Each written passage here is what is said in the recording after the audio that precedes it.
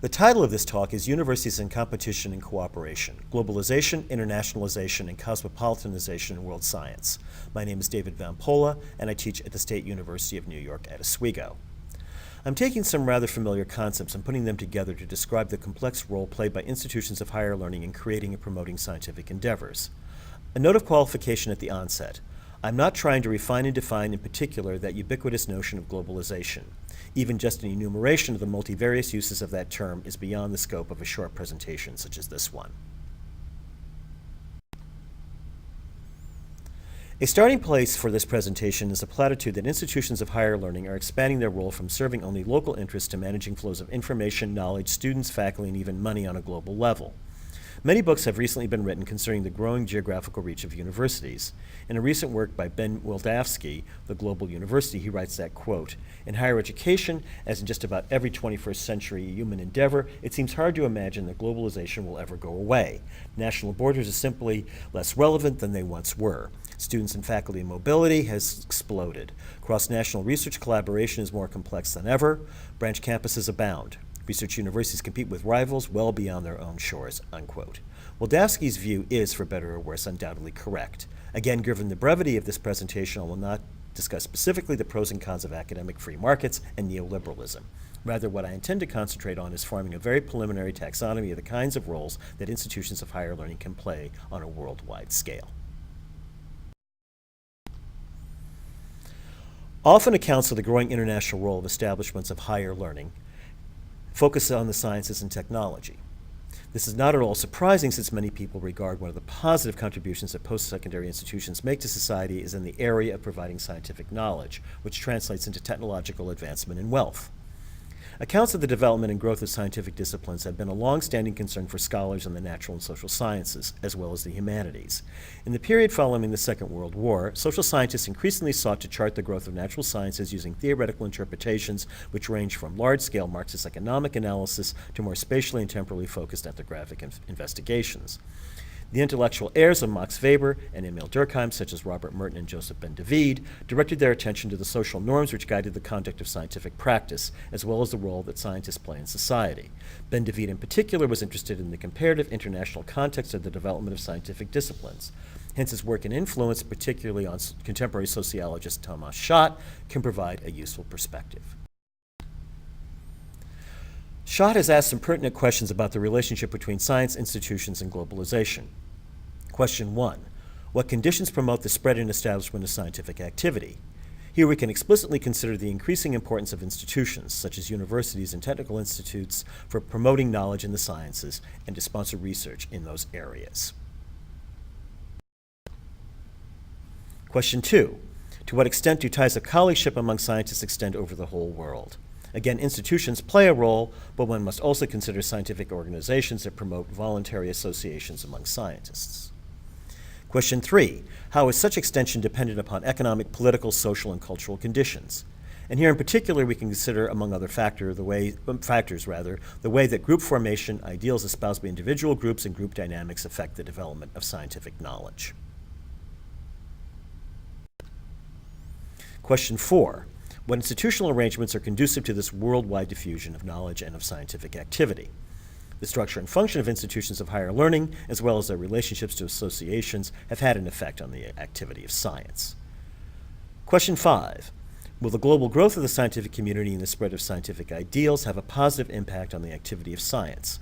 Or with the growing ethos of corporatization found in the university, will we witness an eroding of the intellectual ideal of inquiry divorced from commercial interests? There are several intellectual strands in Ben David's work. The one perhaps which at first glance is most appropriate for the study of science in a global context is the notion of scientific centers and peripheries. A central object of these investigations for Ben David was the identification of scientific centers, such as England in the 17th century, France in the 18th century, and Germany in the 19th century. Thomas Schott has attempted in a number of works to extend Ben David's original ideas concerning center and periphery into a fully realized context of globalization within a larger interpretive framework of modernization. He noted that in the contemporary world of global science, wealthy liberal democratic countries dominate the production of scientific knowledge, thereby composing the centers of scientific endeavor.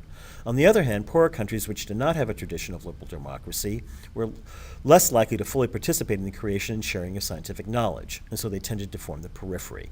It could be assumed that as these peripheral countries became more modern, that is, as they emulated the liberal democratic and wealth creation practices of the center, that they would also benefit from the diffusion of scientific ideas and ideals.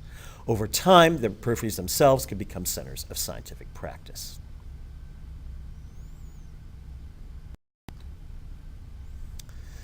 There is another complementary idea developed within the framework of Ben David's comparative method, which also holds some descriptive and explanatory promise in terms of a heuristic.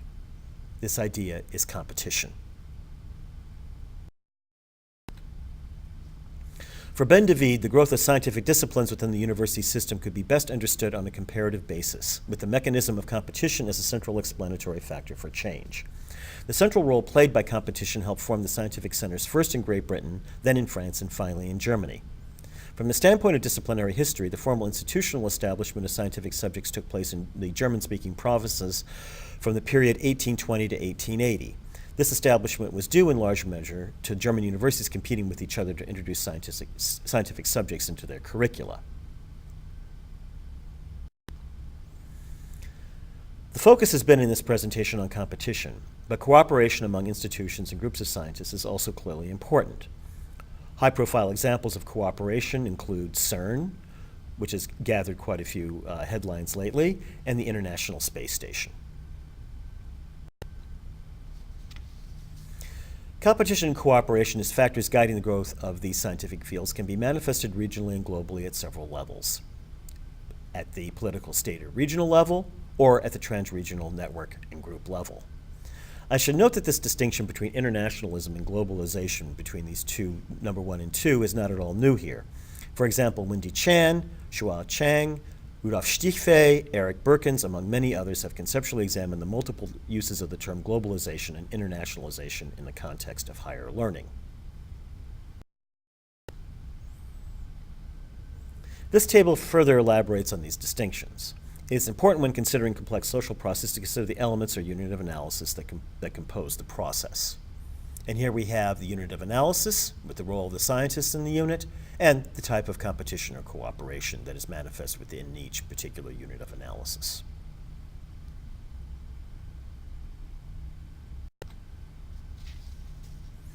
These two levels, which again are well defined in the domain of sociology and political science, can in turn be identified with two well-known terms. I should note, as before, that the identifications here are somewhat arbitrary. Some could contest these designations, but again, there is some support in the social science literatures to support my point of view. The first of these processes, dealing with competition cooperation on the level of political unit, can be associated with the term globalization.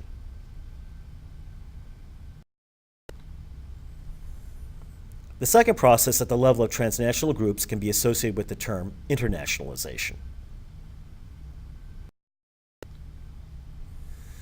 It is perhaps again a commonplace that institutions of higher learning have been part of both of these processes. In fact, writing on the global university, as I mentioned before, has become something of a cottage industry among experts on higher learning. What I'm trying to emphasize here is that all too often people who write on the changing nature of higher education tend to conflate these two dimensions concerning the role that universities are playing in the world today.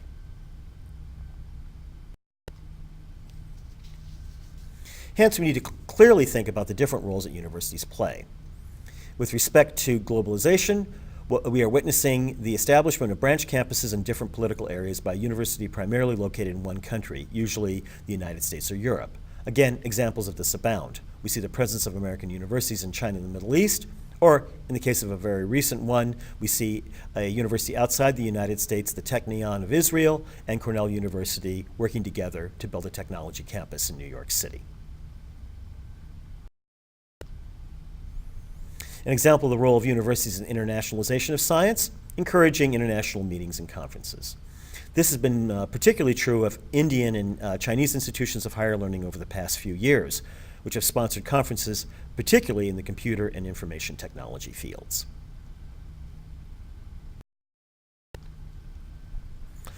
What we have been discussing so far are the structural roles that institutions of higher learning play in promoting and disseminating science.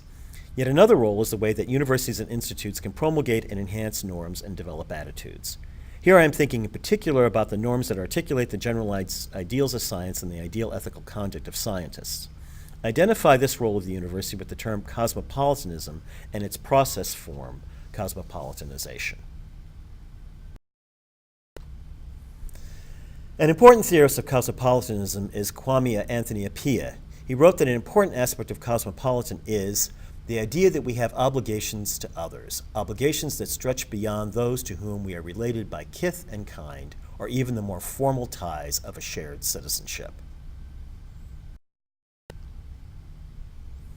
One way that this ideal can be interpreted is in distinction and contrast to what I've said about globalization and internationalization.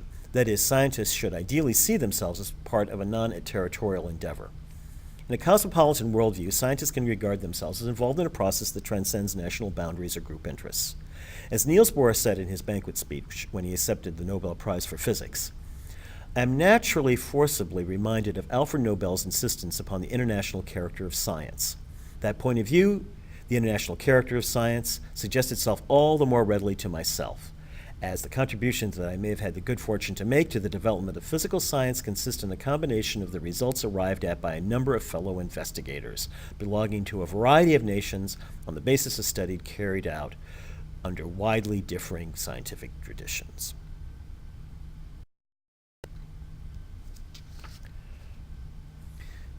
As institutions that can encourage and propagate specific worldviews, universities can serve to legitimate and promulgate the cosmopolitan normative standpoint in science. Wilhelm von Humboldt, whose views on education were influential in forming our modern notion of the university, might be used here as a way for us to think about how cosmopolitanization would be thought of as a process in the realm of higher education. He wrote, "If we imagine a man whose sole aim in life is to cultivate himself, his intellectual activity must finally be concentrated on discovering the ideal of humanity and a clear picture of mankind in reality." That's unquote. This process of cultivation was, in von Humboldt's view, to be instituted in the university, and the resulting awareness of humanity is not unlike what Appiah and others have written about with respect to cosmopolitanism. Hence, we can identify three roles that universities can play with respect to the current world picture, especially with respect to scientific development. Globalization, which defines the institution's relationship to political and regional units. Internationalization, which pertains to organizations outside the formal governance of the university institutional structure. And finally, cosmopolitanization, which deals with the way that institutions can define, promulgate, and enhance attitudes and norms. All three of these processes need to be considered as institutions of higher learning play a greater role on the world stage.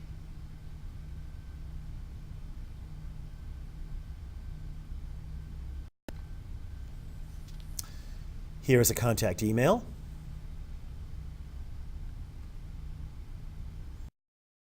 And here are some of the sources that I used.